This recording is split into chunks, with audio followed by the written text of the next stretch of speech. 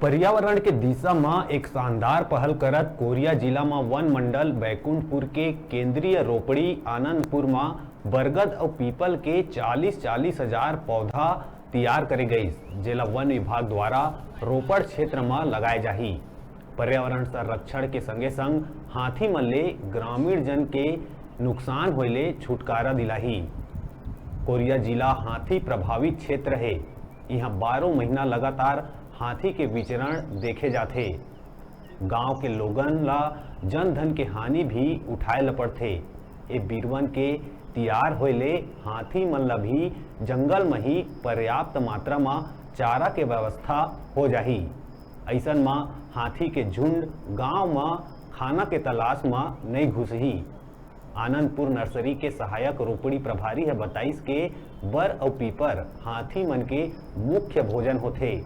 Nursery में इनकर अलावा पंचमुखी, रुद्राक्ष, सेब, आंवला, चंदन, दहीमन, शीशम, खम्हार, बांस सहित कई बीरवा तैयार करे जाते।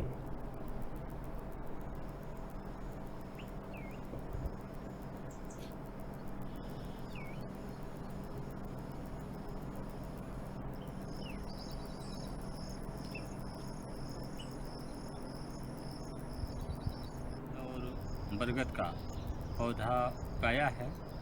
पिछले कई वर्षों से डिमांड मांगा जाता था। देहात में भी, अपने प्लांटेशनों में भी जो रोपण होता था कि बरगद और पीपल का पौधा आप लोगों ने तैयार कीजिए।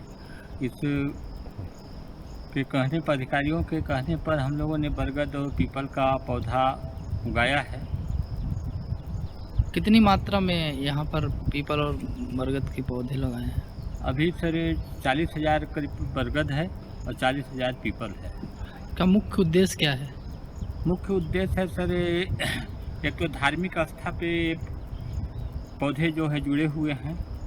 इसका पूजा पाठ लोग बात करते हैं, इसको ज़्यादातर नुकसान नहीं करते हैं। और जो है इस पौधे को अपना पर्यावरण की दृष्टि से अधिक ऑक्सीजन देता है पौधा।